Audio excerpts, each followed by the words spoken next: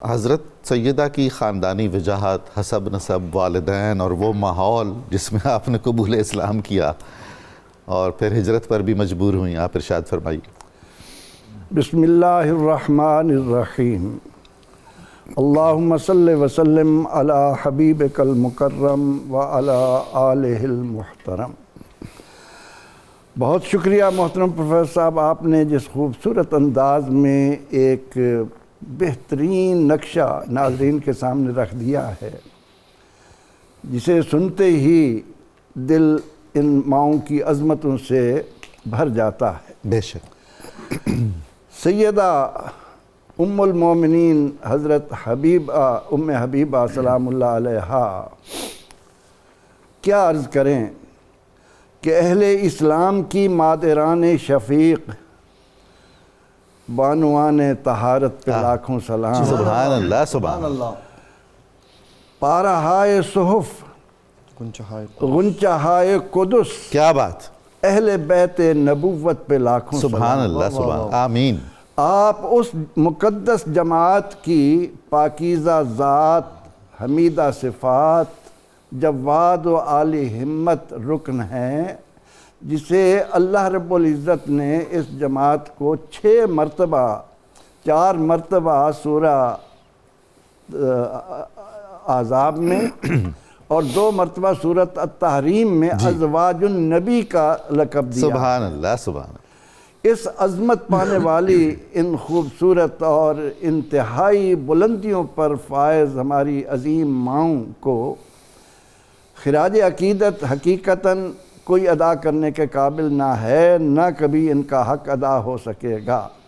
صرف لفظ ازواج النبی پر عربی زبان جاننے والے جب غور و فکر کرنے بیٹھتے ہیں تو وہ اپنے اندر ایک راحت محسوس کرتے ہیں کہ اللہ نے کیا جوڑے بنائے۔ واہ، سبحان اللہ۔ جوڑے میں کوئی نہ کوئی صفت تو مشترک ہوتی ہے۔ بے شک۔ وہ طہارت کی، پاکیزگی کی، رفتوں کی کتنی شانیں جڑی ہوں گی، جن کی بنا پر اللہ رب العزت فرمائے کہ اِنَّا أَحْلَلْنَا لَكَ أَزْوَاجَكَ۔ اللہ اللہ۔ اے محبوب، جن مقدس عورتوں کو ہم آپ کے خانوادے میں لائے ہیں، آپ کے حرم میں لائے ہیں، وہ مجھ اللہ کا انتخاب ہے۔ سبحان اللہ، سبحان اللہ۔ سیدہ ام المومنین ام حبیبہ سلام اللہ علیہا کا تعلق ایک ایسے خاندان سے ہے جو پورے عرب میں سرداری میں ایک ممتاز مقام پر فائز تھا۔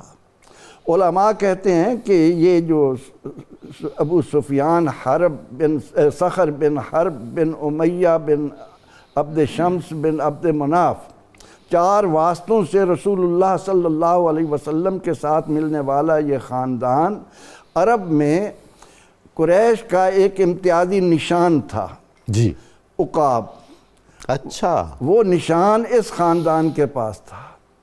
اچھا، یہ اس کو ایک شرف ہے جس یعنی کی بنا سیادت کا، قیادت کا اور عسکری اور اس طرح کے امور کا، اور اسی وجہ سے ہم دیکھتے ہیں انتظامی کہ امور، جتنی اسلام لانے سے قبل غزوات ہوئے ان میں سارا قریش ان کے پیچھے ہی چلتا تھا۔ ہاں جی، سردار ہونے کی بنا پر ان کے ہاں جب ان کی بیوی حضرت صفیہ بنت امیہ کے گھر اللہ نے یہ چاند اتارا تو علماء لکھتے ہیں کہ جب ابو سفیان دیکھنے کے لیے آئے اور آ کر اپنی بیوی کی گود میں اپنی اس بیٹی کو دیکھا تو دیکھ کر دنگ رہ گئے۔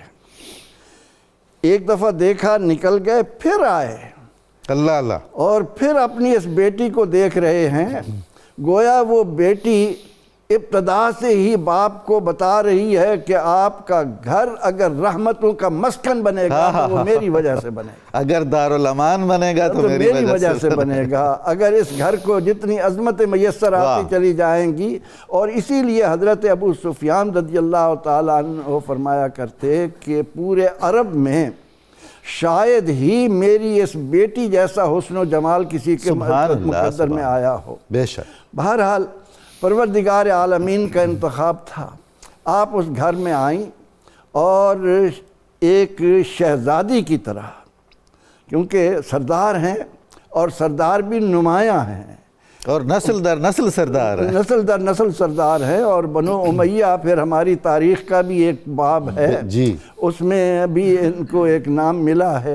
تو آپ کی انتہائی عمدہ انداز میں پرداخت ہوئی، ہر طرح سے ابو سفیان ان کو خوش رکھتے، ان کی ضرورتیں پوری کرتے۔ پھر اللہ رب العزت نے انہیں حضرت جہش کے خاندان میں جی عبید اللہ بن جہش کے ساتھ، لیکن حالات جس طرح سے تھے، شہزادی ہونے کے باوجود آپ جب رسول اکرم رحمت عالم صلی اللہ علیہ وسلم کے گھر میں آئیں اور ایمان لائیں، تو ایمان لانے کے بعد عبید اللہ بن جہش کو جو مشکلات پیش آئیں، تو حضور سید عالم صلی اللہ علیہ وسلم نے انہیں بھی دیگر مہاجرین کے ساتھ حبشہ جانے کی اجازت عطا فرمائی۔